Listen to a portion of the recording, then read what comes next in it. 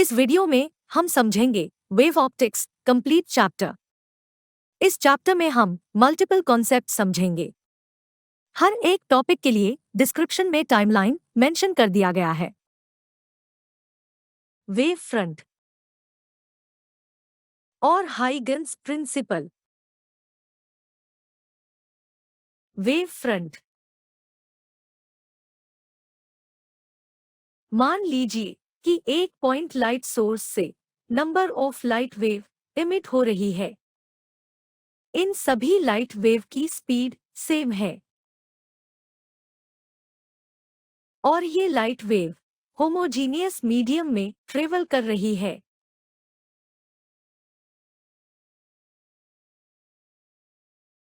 अब मान लीजिए कि टी टाइम बाद हर light wave x distance travel करती है।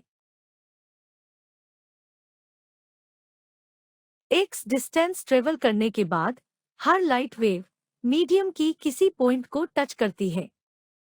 इस पॉइंट को हम लोकस भी कहते हैं। इन हर एक पॉइंट पे मीडियम के पार्टिकल्स होते हैं जो सेम फेज में वाइब्रेट करते हैं। कहने का मतलब ये है कि पर्टिकुलर टाइम पे इन पॉइंट्स को टच करने वाली लाइट वेव का फेज सेम होता है। इसे हम ऐसे समझ सकते हैं कि सेम स्पीड से ट्रेवल करने वाली सभी वेव का लोअर और हायर एम्पलीट्यूड सेम होता है।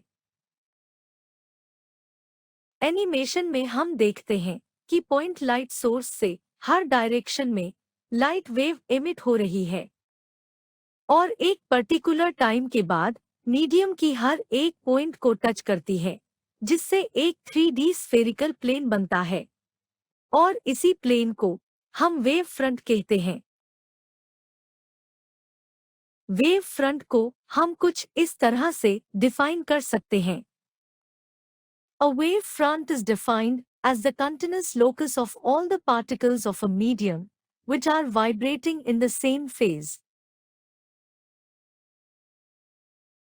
लाइट सोर्स के बेसिस पे वेव फ्रंट तीन टाइप के होते हैं: spherical wave front, cylindrical wave front और प्लेन वेव फ्रंट। अगर लाइट सोर्स एक पॉइंट सोर्स हो तब जो वेव फ्रंट बनता है उसे स्फेरिकल वेव फ्रंट कहते हैं।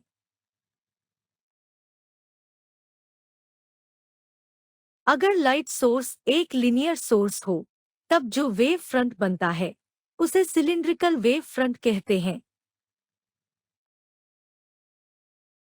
अगर पॉइंट लाइट सोर्स या लीनियर लाइट सोर्स बहुत लार्ज डिस्टेंस पे हो तब जो स्फेरिकल या सिलिंड्रिकल वेव फ्रंट बनता है वो प्लेन वेव फ्रंट जैसा अपीयर होता है, उसे प्लेन वेव फ्रंट कहते हैं।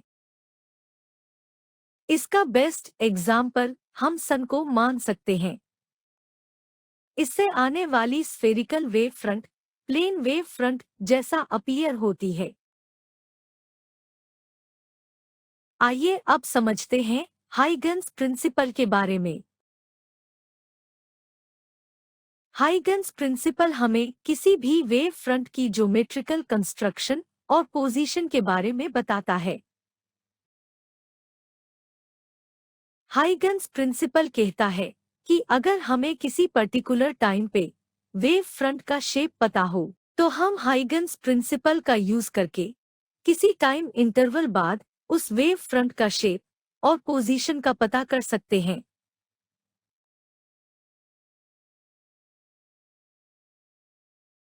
हाइगन्स प्रिंसिपल को समझाने के लिए हाइगन्स ने दो स्टेटमेंट दी है जिन्हें हम एनिमेशन की मदद से समझेंगे।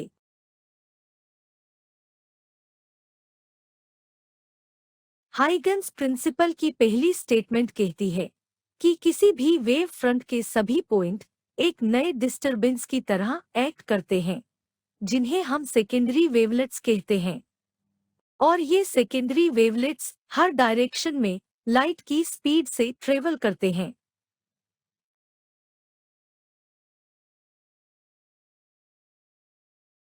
हाइगन्स प्रिंसिपल की सेकेंड स्टेटमेंट कहती है कि सेकेंडरी वेवलेट्स को टेंजेंशियली टच करने वाली सरफेस एक नया वेव फ्रंट बनाती है, जिसे हम सेकेंडरी वेव फ्रंट कहते हैं। आइए इसे हम डिटेल में समझते हैं। मान लीजिए कि एक पॉइंट सोर्स से स्फेरिकल वेव फ्रंट एमिट हो रहे हैं। हाइगन्स प्रिंसिपल के अकॉर्डिंग इस वेव फ्रंट का हर एक पॉइंट एक नए डिस्टरबेंस का सोर्स बन जाता है।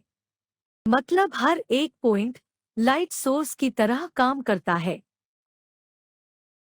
अब इन हर एक पॉइंट से स्फेरिकल वेव बनते हैं, जो हर डायरेक्शन में लाइट की स्पीड से ट्रेवल करते हैं, और इन वेव्स को हम वेवलेट्स कहते हैं।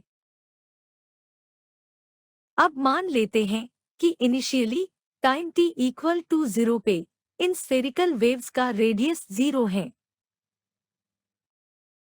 क्योंकि सभी वेव की स्पीड सेम है, इसलिए एक सर्टेन टाइम इंटरवल बाद जो रेडियस होगा वो स्पीड मल्टीप्लाई टाइम होगा।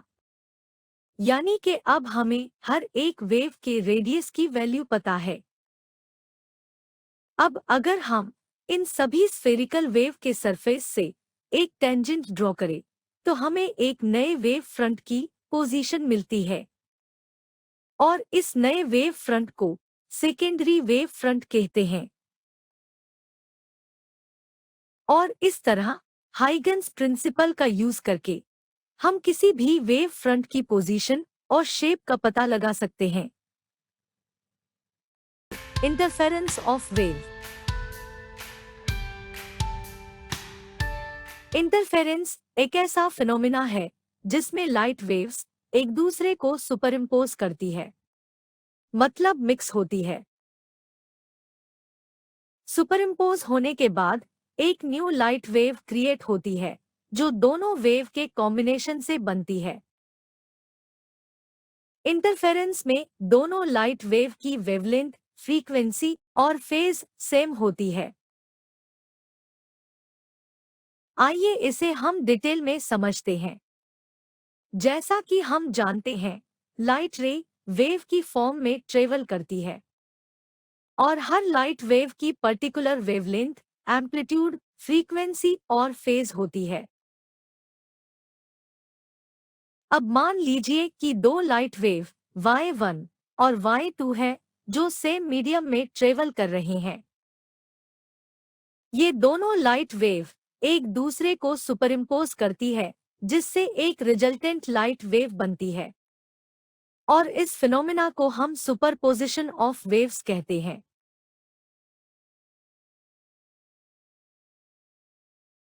सुपरपोजिशन दो या दो से ज्यादा वेव्स के सुपरइम्पोज होने पर होता है। अगर हम इंटरफेरेंस की बात करें तो ये लाइट वेव की सुपरपोजिशन का एक स्पेशल केस है, जिसमें दो लाइट वेव्स एक दूसरे को सुपरइम्पोज करती है। इसमें दोनों लाइट वेव का वेवलेंथ, फ्रीक्वेंसी और फेज सेम होता है। इंटरफेरेंस मेनली दो टाइप के होते हैं, कंस्ट्रक्टिव इंटरफेरेंस और डिस्ट्रक्टिव इंटरफेरेंस। जब दोनों वेव के क्रेस्ट और ट्रॉफ सेम फेज में हो, तब जो रिजल्टेंट बनता है उसमें मैक्सिमम एम्पलीट्यूड होता है, और उस इंटरफेरेंस को कंस्ट्रक्टिव इंटरफेरेंस कहते हैं। जब पहले वेव का क्रेस्ट दूसरे वेव के ट्रॉफ के साथ और पहले वेव का ट्रॉफ दूसरे वेव के क्रेस्ट के साथ हो, तब जो रिजल्टेंट वेव बनती है उसमें मिनिमम एम्पलीट्यूड होता है, और उस इंटरफेरेंस को डिस्ट्रक्टिव इंटरफेरेंस कहते हैं। Young's double slit experiment.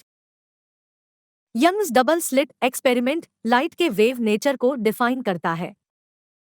इस एक्सपेरिमेंट को थॉमस यंग ने 1801 में किया था।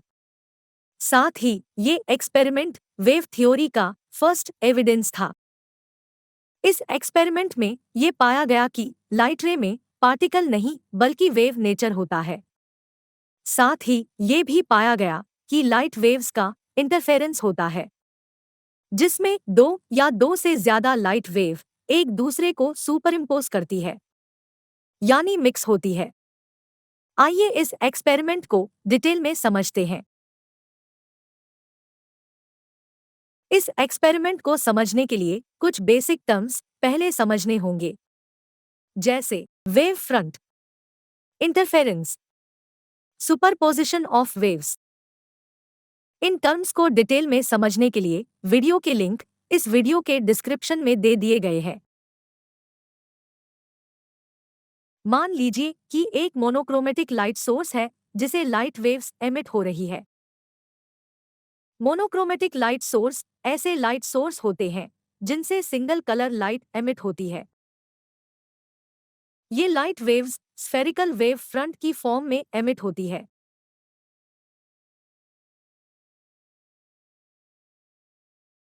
जनरली लाइट वेव को साइन वेव की फॉर्म में रिप्रेजेंट करते हैं, लेकिन 3 डायमेंशन में light wave spherical wave front की फॉर्म में ट्रेवल करती है। इन वेव फ्रंट के सरफेस को हम वेव का क्रेस्ट मान सकते हैं, यानी लाइट वेव की मैक्सिमम इंटेंसिटी। दो स्फेरिकल वेव फ्रंट के बिटवीन एम्प्टी स्पेस को हम वेव का ट्रॉफ मान सकते हैं, यानी लाइट वेव की मिनिमम इंटेंसिटी। इस एम्प्टी स्पेस यानी ट्रॉफ को हम अनदर स्फीयर से रिप्रेजेंट कर सकते हैं। इस लाइट वेव में ब्लू स्फेरिकल वेव फ्रंट को क्रेस्ट और रेड स्फेरिकल वेव फ्रंट को ट्रॉफ कंसीडर करेंगे। एनिमेशन में हम देखते हैं कि जब ये स्फेरिकल वेव सोर्स से अवे मूव करती हैं, तब इन वेव्स का रेडियस इंक्रीज होता है। इस लाइट वेव के सामने 2 स्लिट रखे गए हैं, जिनमें बहुत शार्प होल किए गए हैं, जिनसे ये लाइट वेव पास हो सके। जब ये लाइट वेव्स स्लिट्स पे इंसिडेंट होती है, तब स्लिट्स से 2 न्यू लाइट सोर्स क्रिएट होती है, जिनसे न्यू लाइट वेव्स जनरेट होती है। ये लाइट वेव्स सामने रखी स्क्रीन पे इंसिडेंट होती है और कुछ इस तरह का पैटर्न बनाती है।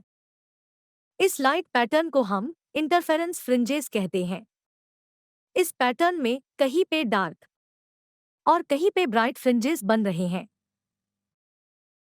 इसका मतलब लाइट वेव की इंटेंसिटी डिफरेंट पोजीशन पे डिफरेंट है। आइए जानते हैं कि ऐसा क्यों होता है। एनिमेशन में हम देखते हैं कि दोनों सोर्स से स्फेरिकल वेव एमिट हो रही है, जिसमें एक क्रेस्ट है और एक ट्रॉफ। जब स्क्रीन पे एक वेव का क्रेस्ट दूसरे वेव के क्रेस्ट के साथ सुपरइम्पोज होता है, तब दोनों वेव मिक्स होकर एक न्यू वेव बनाते हैं, जो कि दोनों वेव के कंपैरिजन में ज्यादा इंटेंस होती है और इसी कारण स्क्रीन पे ब्राइट फ्रिंज बनती है। वहीं दूसरी ओर जब एक वेव का क्रेस्ट दूसरे वेव के ट्रॉफ के साथ सुपरइम्पोज होता है, तब लाइट वेव की इंटेंसिटी मिनिमम हो जाती है, जिसके कारण स्क्रीन पे डार्क फ्रिंज बनते हैं। Here is complete interference pattern of Young's double slit experiment.